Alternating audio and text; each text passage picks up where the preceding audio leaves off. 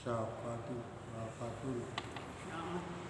Bismillahirrahmanirrahim. Assalamualaikum warahmatullahi wabarakatuh.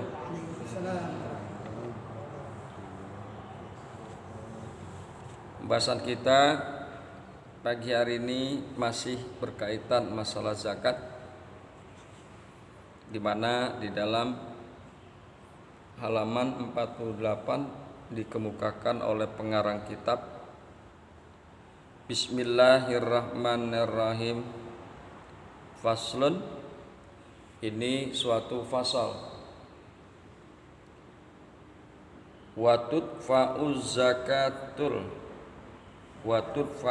zakatu, dan harus dibayarkan zakat itu ilal asnafis samaniyati, kepada golongan yang 8, kepada 8 golongan.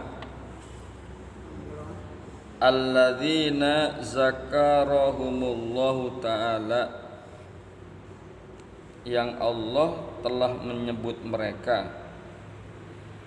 Alladzina zakarahumullahu ta'ala, yang Allah yang maha tinggi telah menyebut mereka, yaitu orang-orang yang wajib menerima zakat, yakni 8 golongan. Fi kitabihil aziz, di mana Allah telah menyebutkannya di dalam kitabnya, yaitu kitab Al-Quran yang mulia.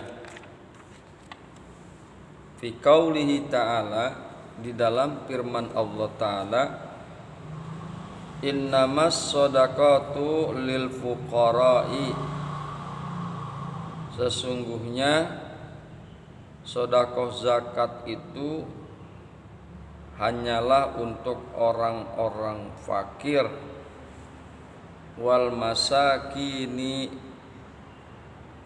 dan orang-orang miskin, wal amilina 'alaiha, dan pengurus-pengurus zakat, wal muallafatu qulubuhum, dan para mu'alaf yang dibujuk hati-hatinya, wa fir riqab, dan untuk memerdekakan budak, wal gharimina, dan orang-orang yang berhutang,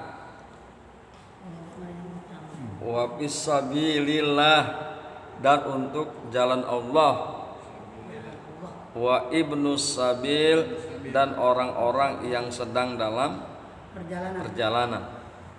Ghorimin juga yang utang, bukan sembarangan ngutang. Jadi juga harus ada kriterianya. Enak banget setiap orang yang ngutang dibayarin zakatnya. Ada kriterianya, ya. Bagi orang yang mengutang, yang menerima zakat, ada kriterianya, ada aturannya, ya. Jadi wal gharimin, orang-orang yang berhutang, wa fi sabilillah, dan untuk jalan Allah, wa ibnis sabil, dan orang-orang yang sedang dalam perjalanan. Itulah 8 golongan yang memang telah ditentukan oleh Allah sebagai orang-orang yang berhak untuk menerima zakat. Yang biasa umumnya kita sebut di sini adalah mustahik. Mustahik adalah orang yang berhak untuk menerima zakat. Hadirin yang berbahagia, hamba-hamba Allah yang mudah-mudahan selalu dirahmati oleh Allah Subhanahu wa ta'ala. Kemudian marilah sama-sama kita akan coba lihat kepada dalilnya.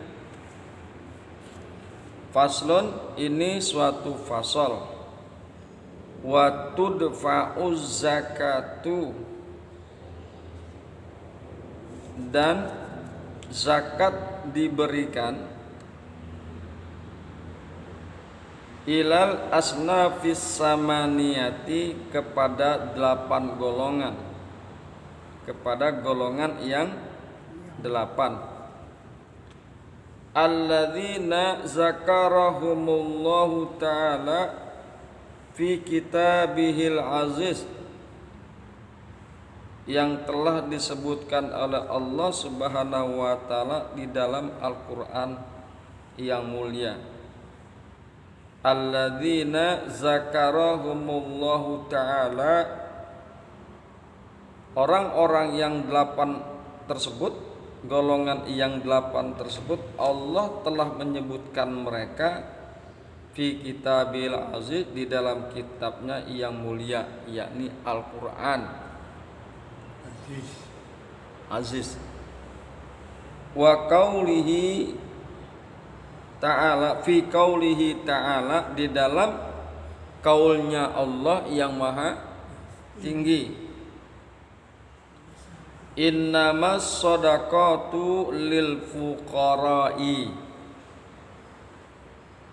sesungguhnya sedekah, sesungguhnya zakat itu lil fuqara'i, untuk orang fakir. Miskin. Orang fakir adalah orang yang amat sengsara hidupnya, tidak mempunyai harta dan tenaga untuk memenuhi penghidupannya. Semisal orang yang membutuhkan 10 rupiah tetapi hanya mampu 2 rupiah, atau bahkan tidak mampu sama sekali. Dia butuh nafkah 10 rupiah untuk dirinya dan keluarganya 10. Kemudian dia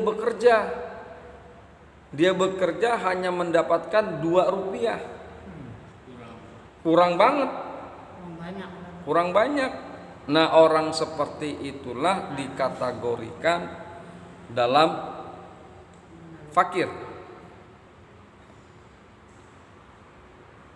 Walil masakin, kemudian dan untuk orang-orang miskin. Yang satu fakir, yang satu miskin. Orang miskin yaitu orang yang tidak cukup penghidupannya dan dalam keadaan kekurangan. Semisal orang yang membutuhkan 10 rupiah tapi hanya mampu mengusahakan 8 rupiah. Nah, lebih tinggi lagi dari fakir nih. Lebih baik kondisinya, tapi kategorinya miskin. Kebutuhannya sehari-hari dia harus 10 rupiah. Kemudian dia berusaha dan bekerja, tapi usahanya hanya mendapatkan 8 rupiah. Tidak cukup. Tidak cukup. Orang seperti itulah dikategorikan sebagai miskin. Jadi kalau fakir lebih susah lagi. Lebih susah lagi. Fakir miskin lebih susah. Nah, itu ya. Kemudian wal 'amilina 'alaiha, dan zakat itu adalah untuk pengurus zakat, amil zakat. Pengurus zakat atau amil zakat adalah orang yang diberi tugas untuk mengumpulkan dan membagikan harta zakat, menerima zakat dan membagikan kepada yang berhak, yang mustahik. Itulah yang disebut dengan amil zakat. Mereka lah yang mengelola.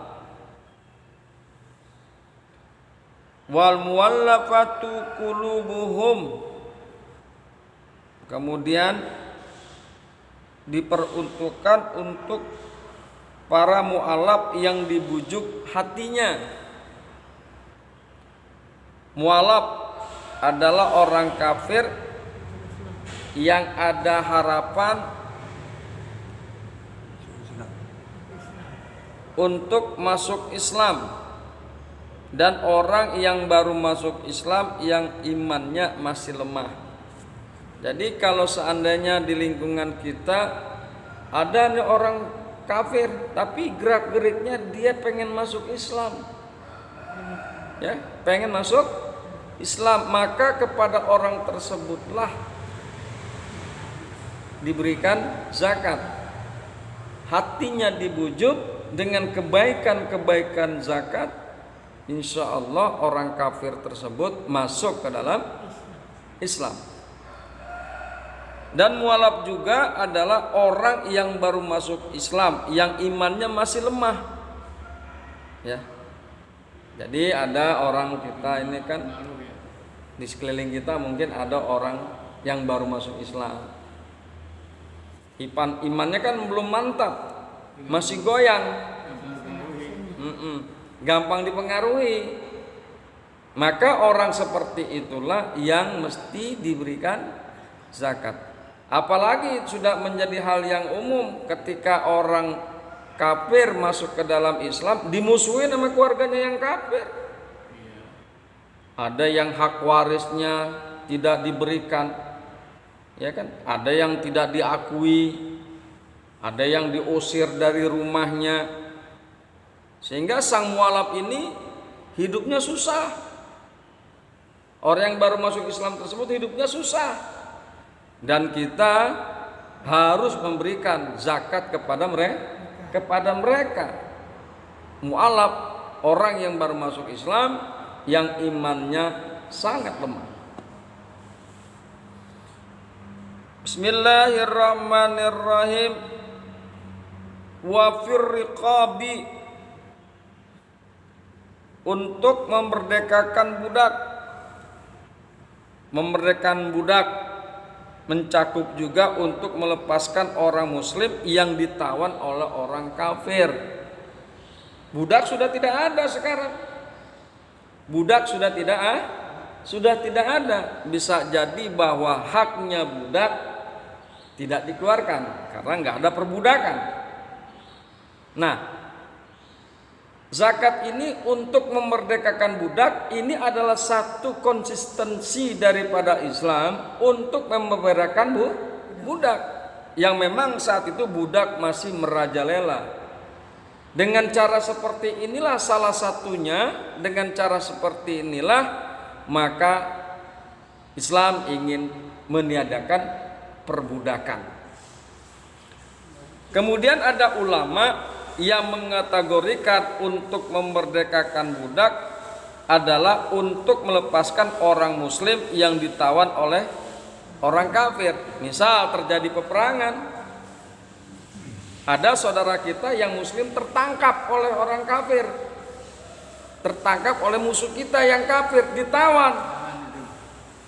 Oke, saya lepaskan si muslim ini yang saya tawan, tapi dengan imbalan, dengan tebusan.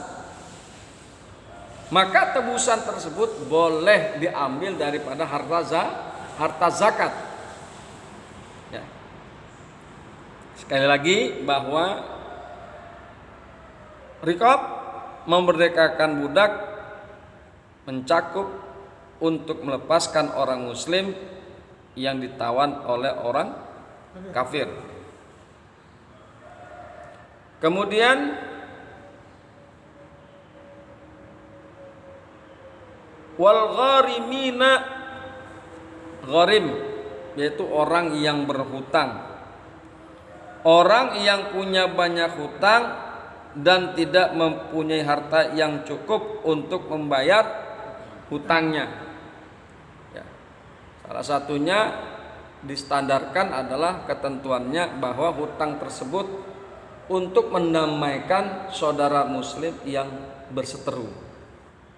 Kemudian hutang tersebut bukan hutang karena maksiat, ya, bukan hutang karena dia berbuat maksiat. Ngutang main judi kagak boleh, dilunasi dengan harta zakat. Enak aja dia main judi, kemudian kalah ngutang, minta dibayarin dari harta zakat, kagak boleh. Jadi berhutang di sini adalah hutang dalam rangka mendamaikan antar muslim yang berseteru, kemudian hutang yang bukan karena maksiat. Kemudian wa fisabilillah, yaitu orang-orang yang berperang di jalan Allah, membela agama Islam. Ini ada di garis bawahi, membela agama Islam. Semisal terjadi pada satu daerah atas nama agama orang membantai orang Islam, dibantai oleh orang Islam, orang Islam dibantai oleh orang kafir. Itu kan berperang karena agama, bukan berperang karena suku. Kemudian kita untuk membela saudara kita yang dibantai oleh orang-orang kafir, ya, yang diperangi oleh orang-orang kafir, maka sebagian dari umat Islam jalan menuju ke tempat tersebut untuk membela saudara-saudaranya. Dia berangkat fisabilillah untuk membela kejayaan Islam. Jadi bagi orang tersebut yang berperang di jalan Allah untuk membela agama Islam dan saudara-saudaranya yang muslim atas nama ukhuwah Islamiyah, maka boleh menerima harta zakat, diberikan harta zakat bagi mereka, yaitu bagi orang-orang yang berperang di jalan Allah membela agama Islam. Wa ibnus sabil, kemudian golongan yang terakhir adalah ibnu sabil, yaitu orang-orang yang sedang dalam perjalanan yang bukan maksiat, mengalami kesengsaraan dalam perjalanannya. Dia pergi dari satu tempat ke tempat yang lain, tapi dalam perjalanannya kehabisan ongkos, boro-boro makan ongkos gek beak, kan gitu. Boro-boro makan ongkos saja tidak punya, sengsara dia. Sedangkan perjalanannya masih cukup jauh. Orang tersebut boleh menerima harta zakat. Dan yang perlu ditandaskan adalah perjalanannya tersebut bukan perjalanan maksiat, tetapi perjalanan yang sunnah, yang memang dianjurkan oleh agama, seperti silaturahim. Boleh orang yang berjalan kehabisan dana, tapi perjalanannya adalah dalam rangka silaturahim.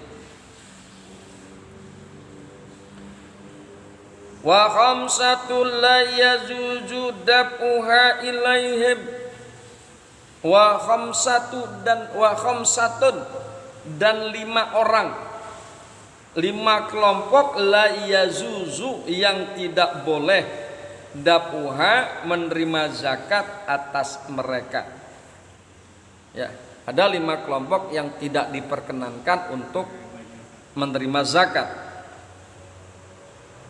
Al-ghaniyu, yang pertama adalah orang kaya, bimalin au kasbin, dia kaya dengan sebab hartanya, harta warisan atau harta dari mana, jadi kekayaannya karena harta. Au kasabin, atau dia karena berusaha, karena dia bekerja. Intinya bahwa orang kaya tidak berhak menerima zakat. La yajuzu dafuha alaihim ilaihim, tidak boleh menerima zakat kepada mereka. Yakni yang pertama adalah orang kaya. Wal abdu, dan budak. Budak karena budak itu sudah ditanggung oleh tuannya. Jadi kalau ada budak yang muslim, dia kan harus membayarkan zakat, dibayarkan oleh si tuannya. Tidak bisa dalam satu yang bersamaan sebagai muzaki juga sebagai mustahik. Jadi budak di dalam kitab ini adalah golongan yang tidak boleh menerima zakat. Wa banu Hasim wa banul Muthalib. Kemudian anak cucu Hasim dan Muthalib. Nah, biasa kita sebut dengan habaib. Habib. Ya. Jadi Habib tidak boleh diberi zakat. Keturunan Banu Hasim dan Banu Muthalib tidak diberikan kepada mereka zakat. Wal kafiru, dan orang-orang kafir. Orang kafir tidak boleh menerima zakat, tidak diberikan kepada mereka harta zakat. Wa man talzamu muzakkiya nafaqatuhu. Kemudian dan orang-orang yang wajib nafkahnya atas orang yang berzakat, la yadfa'uha ilaihim, ia tidak boleh memberi zakat kepada mereka bi ismil fuqara, dengan nama fuqara, wal masyakin, dan juga atas nama miskin. Jadi itulah kira-kira bahwa ada 5 kelompok, 5 golongan yang tidak boleh menerima zakat, dan ini harus menjadi perhatian kita. Jangan sampai kita memberikan harta zakat kepada orang-orang yang bukan berhak untuk menerimanya. Kemudian ada sebagian yang sebetulnya dia berhak kagak dikasih harta zakat. Nah, jangan sampai terjadi seperti itu. Hadanallahu wa iyyakum ajmain. Assalamu alaikum warahmatullahi wabarakatuh.